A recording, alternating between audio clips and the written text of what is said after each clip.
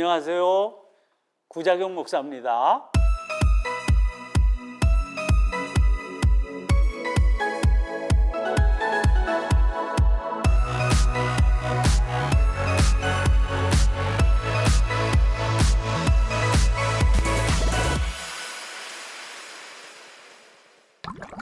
우리 교회 일교회학교는 코로나19 사태를 만난 작년 2월 말부터 지금 벌써 1년 이상 현장에서 모이지 못하고 있는 그런 상태입니다. 이전에 전혀 경험해 보지 못한 그런 상황을 아무런 준비도 없이 만나게 된 거죠. 그런데 그 뒤로 한 주도 거르지 않고 영상을 통해서 온라인 교육을 계속해 왔습니다. 더 놀라운 건 어떻게 몇 번 대처하고 주저앉은 게 아니라 오히려 상황에 잘 적응해 가면서 점점 더 높은 수준으로 교육이 이루어지고 있다. 담임 목사님 저는 그렇게 여기고 있습니다. 그래서 저 같은 세대의 사람들에게는 이런 일 자체가 기적에 가까운 참 놀라운 일입니다.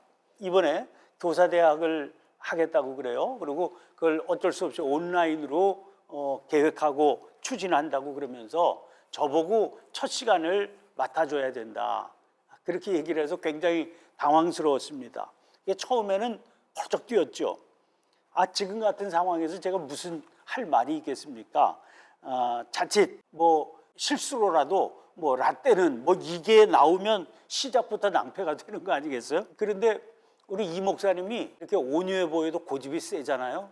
전혀 물러설 기미가 없었습니다. 게다가 하는 말이 담임 목사가 그래도 간단하게라도 시작을 해 주어야 격려가 되겠다. 그런 부탁이에요. 아마 더 크게 관심을 가지고 참석이라도 해달라. 그런 요구로 들려서 어쩔 수 없이 응낙하게 됐습니다. 제 얘기를 시작하기 전에 꼭 하고 싶은 말이 있어요. 여러분들은 지금 기적을 만들어가고 있는 분들입니다. 그래서 참 고맙습니다. 자부심을 가지고 열심을 품고 계속해서 잘 섬겨 나가주시기를 바랍니다. 우리 현대사회가 만나게 될 위기에 대한 경고는 이미 오래전부터 있었습니다. 제일 우리가 흔하게 듣던 게 기후재앙이 오고 있다 하는 얘기, 또 자원 고갈의 문제, 그리고 또 독감 바이러스의 습격, 이건 오래전부터 있었던 경고지요.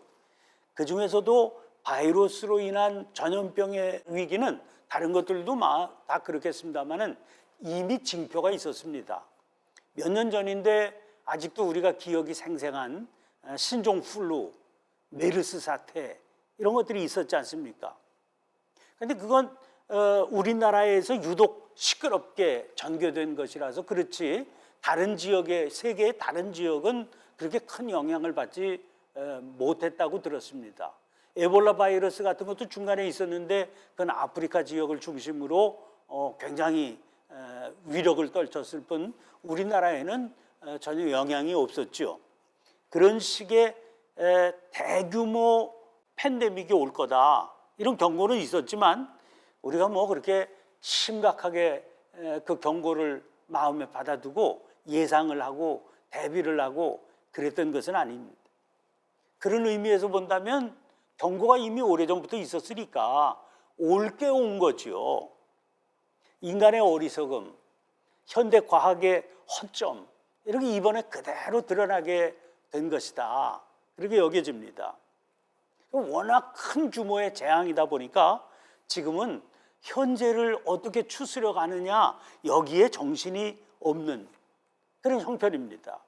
그러나 규모가 워낙 대규모로 오랫동안 지속된 사태이기 때문에라도 이후에를 생각하지 않을 수가 없는 겁니다. 이 위기가 끝난 이후의 세계는 어떻게 변하게 될지에 대한 그런 전망이 사회, 정치, 경제, 문화 천반에 걸쳐서 논의되고 있는 그런 시점입니다. 그 교회도 예외가 아닙니다. 더 세부적으로는 교회 교육도 예외가 아니다. 이렇게 봐야 될 겁니다. 무너진 걸 어떻게 수축해 나가야 될 것인지, 또 다시 세워가야 할 방향은 어떤 것이 되어야 하는지에 대한 그런 전망이 필요하고 대비가 필요하겠다 하는 겁니다. 근데 저는 개인적으로 이 문제를 떠올리면서 더 근본적인 질문을 던져보게 돼요. 이것은 교회 교육이 위기, 또 교회 교육이 무너진 거, 이게 과연 코로나 바이러스 탓일까? 이런 생각을 해보는 겁니다. 과연 우리가 지금까지는 잘해왔는데 그 잘해오던 것을 코로나 바이러스가 다 무너뜨려 버린 건가? 그런 질문입니다. 그럼 코로나 사태 이전에 교회 교육이 이상적으로 잘 되어가고 있었던 것인가 하는 그런 질문을 물어봐야 된다는 거죠. 그렇게 생각을 한번 모아보게 되니까 별로 인정하지 않고 지내던, 생각하지 않고 지내던 이미 이전부터도 심각한 위기가 있었구나, 그런 사실을 깨닫게 됩니다. 사실 우리 서대문지방만 해도요, 교회 학교 자체가 모일 수가 없어서 폐지된 그런 교회가 이미 꽤 여러 있었습니다. 30여 개 교회 가운데 교회 학교가 교회 학교라고 하는 이름으로 그냥 모일 만한 교회가 절반도 안 돼요. 그리고 점점 더 그 범위가 넓혀져 가던 중이었거든요. 뭐 나름대로 그냥 인양저냥 운영된다 하는 교회도 그 상황이 예전과는 사뭇 다르게, 그 양상이 전혀 다른 전개가 보여지고 있던 중이거든요. 그러니까 사실 모든 교회들이 앞으로는 이거 어떻게 돼야 되나, 이걸 가지고 심각한 고민을 해야 될 때고 여러 가지 새로운 시도들을 했어야만 되는 타이밍입니다. 그런데 그 타이밍 위로 갑자기 쓰나미가 몰려오듯이 코로나 사태가 닥쳐버린 거죠. 그렇게 본다면 어차피 언젠가는 오게 될 미래였다, 언젠가는 부딪히게 될 현실이었다, 그걸 코로나 바이러스가 그냥 조금 앞당긴 것뿐이다, 이렇게 생각해야 옳을 것 같습니다.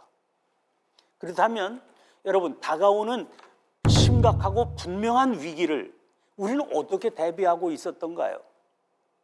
사실 양심적으로 얘기하면 전혀 하지 못하고 있었던 거죠.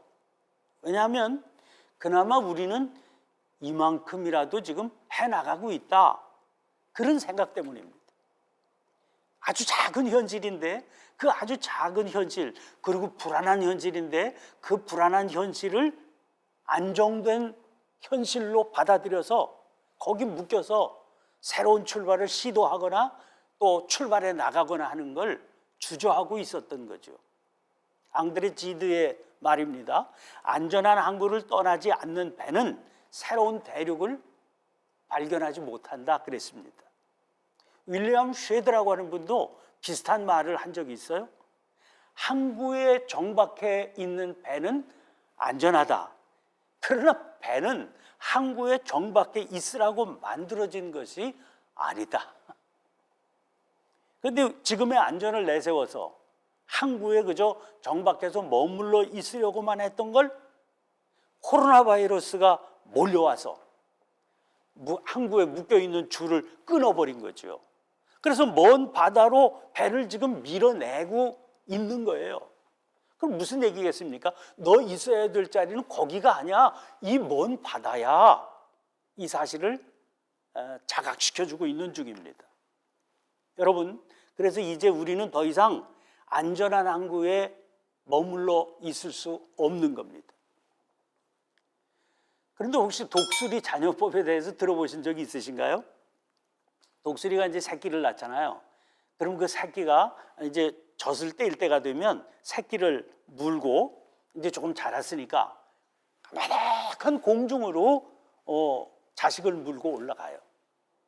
그래서 그 자식을 그 까마득한 공중에서 그냥 딱 떨어뜨리는 겁니다. 이 자식은, 이 새끼는 한 번도 날아보지를 못했거든요. 또 날개도 아직 자리를 잡지 못했지요. 그러니까 그냥 자리도 잡지 못한 날개를 퍼덕퍼덕 거리면서 그냥 땅바닥을 향해서 대책 없이 그냥 떨어지는 수밖에 없습니다. 이제 어미 독수리가 그 새끼를 쭉 쫓아가지요. 그래서 바닥에 거의 닿을 때쯤 되면 노려보고 있던 어미 독수리가 쏜살같이 날아와서 제 등에 새끼를 엎습니다. 그럼 그걸로 끝나나요? 아직 날 때가 못 됐구나. 그걸로 끝나나요? 그러지를 않습니다. 이러기를 거듭합니다. 그럼 새끼는 어느새 날아오르는 법에 대해서 배우게 됩니다. 그래서 지 날개로 멀쩡하게 날 수가 있게 되는 거죠. 그런데 우리가 알고 있습니다. 사실 모든 독수리는요, 태어날 때부터 공중에서 날아갈 수 있게 만들어진 존재입니다. 그 어미가 하는 일은 뭐겠어요? 가능성이 있는 새끼를 진짜로 날아가는 새가 되도록 유도해 주는 거죠.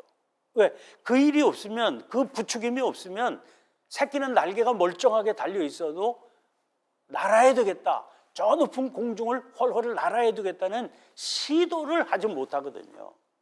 마치 쓰나미가 항구에 정박해 있는 배를 먼 바다로 내모는 것처럼 독수리가 그렇게 교육을 시키는 거예요, 새끼를. 중요한 건 본질에 있다는 걸 아셔야 되는 겁니다. 그러면 우리가 해야 하는 교회 교육의 본질은 뭐겠습니까? 하나님은 살아계시다는 겁니다. 영원 전부터 이 우주의 종말에 이르기까지 하나님 살아계십니다. 지금도 살아계시다. 인간은 그 살아계신 하나님을 사모하며 찾아가는 존재입니다.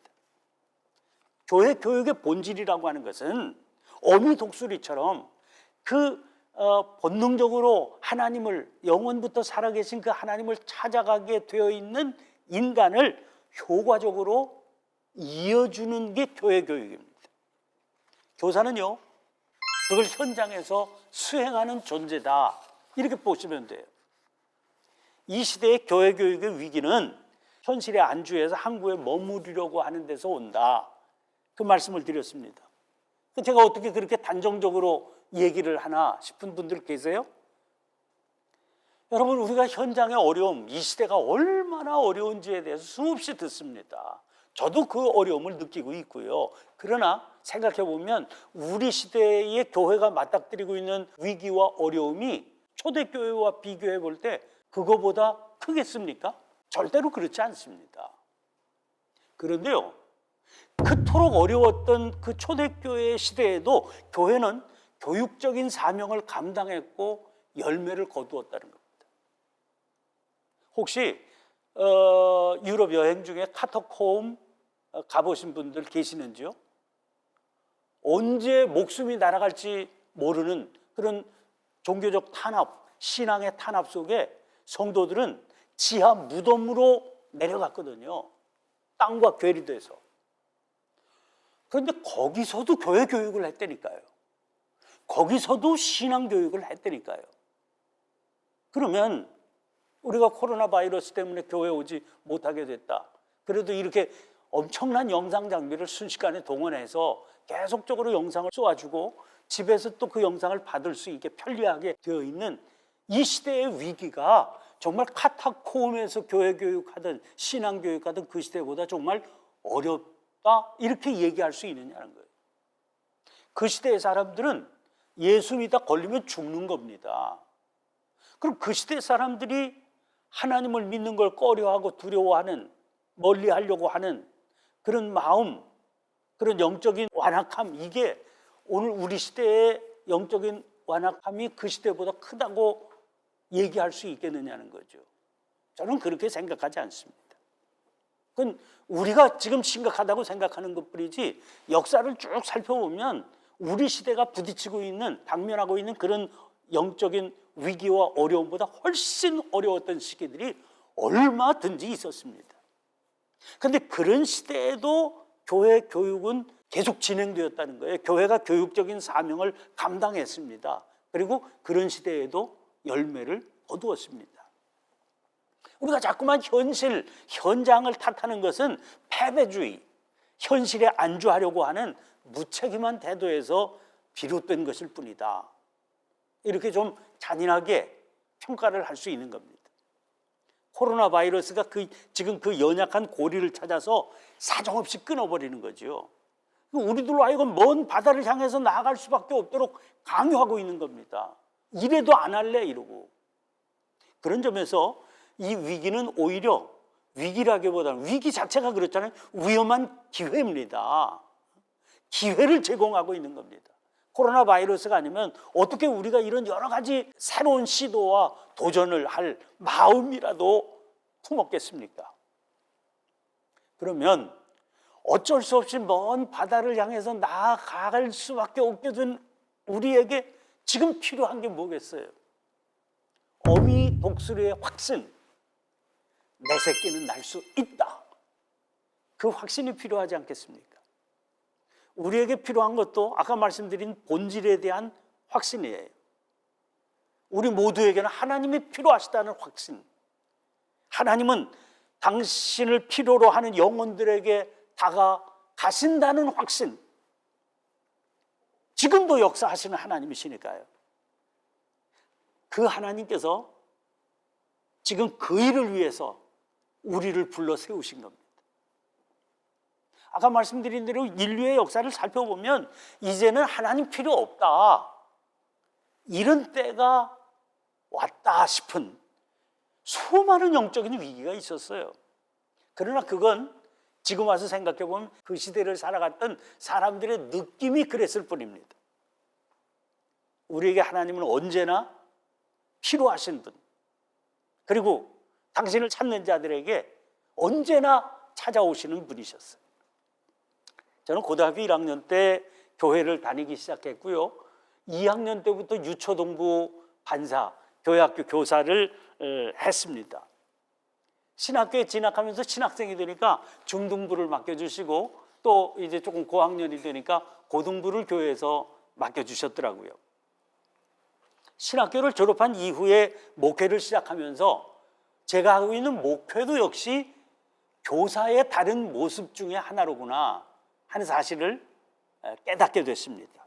그래서 교회학교 교사를 보면 많은 동료의식을 느끼게 돼요. 같은 길을 가는 동역자의 마음, 동역자의 심정이지요. 외람된 말이지만 이제 나이가 들어가게 되니까 자꾸 뒤를 돌아볼 때가 생기게 되더라고요.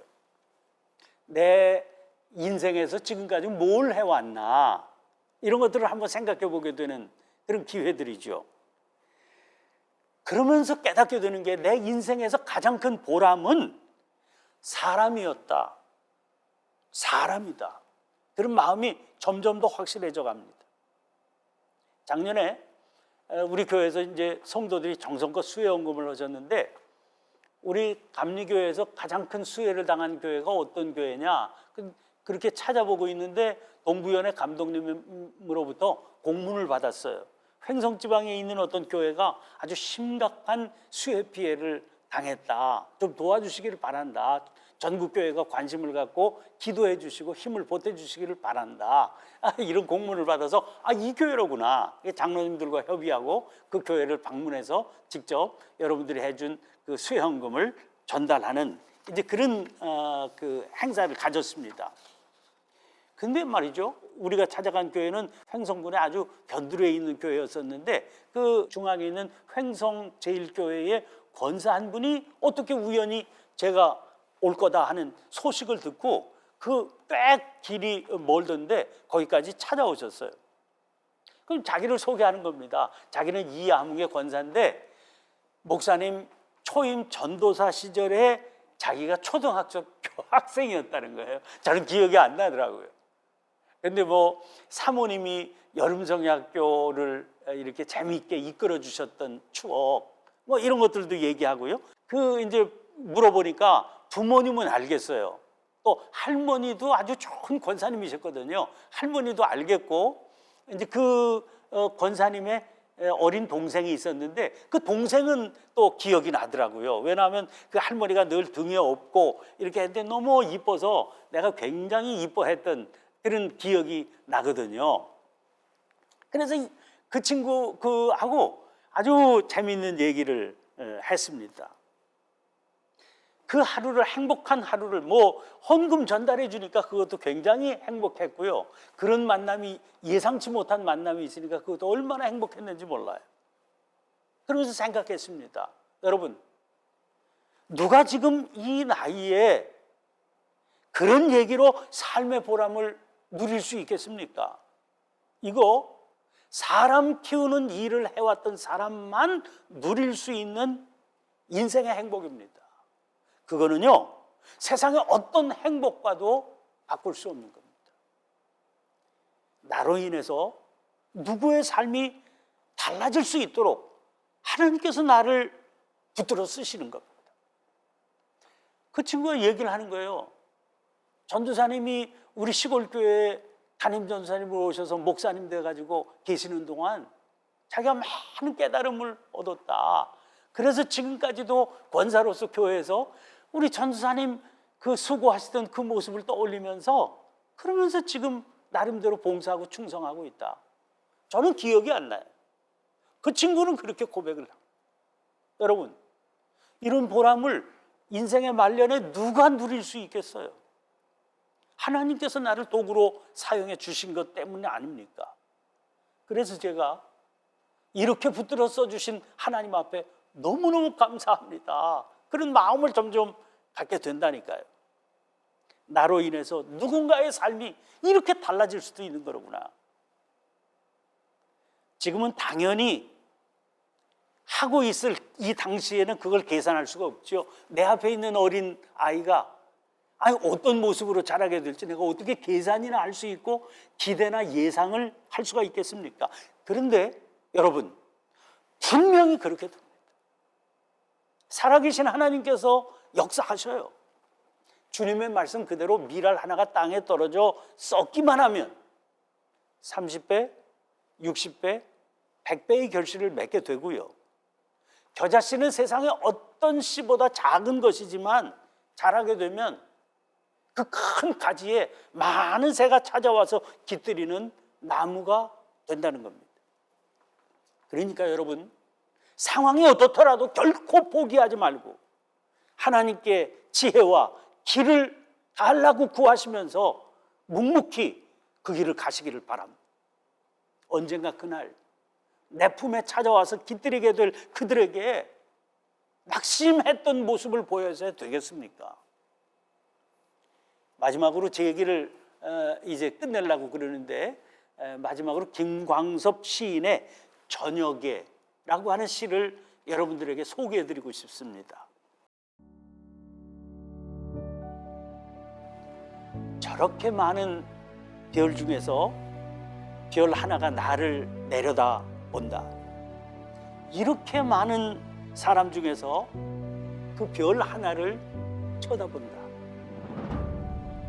밤이 깊을수록 별은 밝음 속에 사라지고 나는 어둠 속에 사라진다. 이렇게 정다운 너 하나, 나 하나는 어디서 무엇이 되어 다시 만나랴. 여러분, 어둠 속에 사라지는 것처럼 보이지만 이렇게 정다운 너 하나 나 하나인데 어디서 우리는 무엇이 되어 다시 만날 수 있을까요?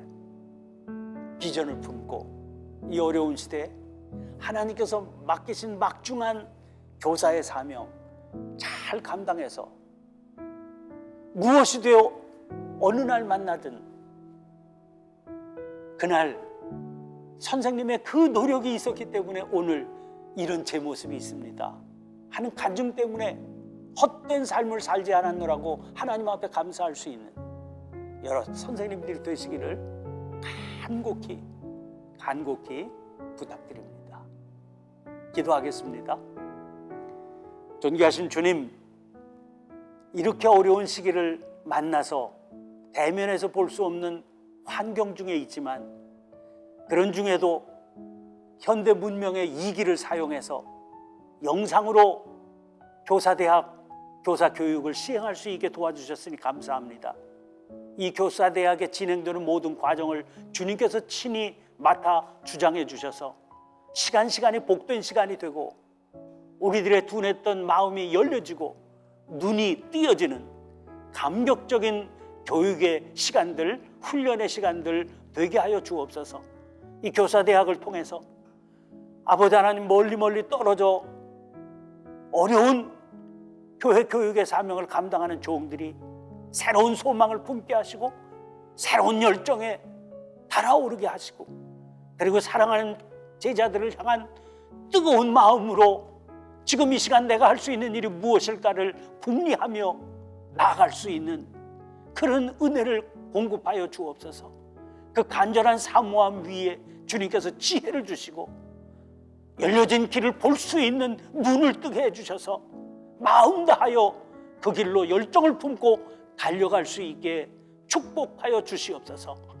우리 주님께서 역사해 주실 줄 확실히 믿사오고 전폭을 주님께 의지하올 때 예수님 이름으로 간절히 축복하며 기도하옵나이다. 아멘.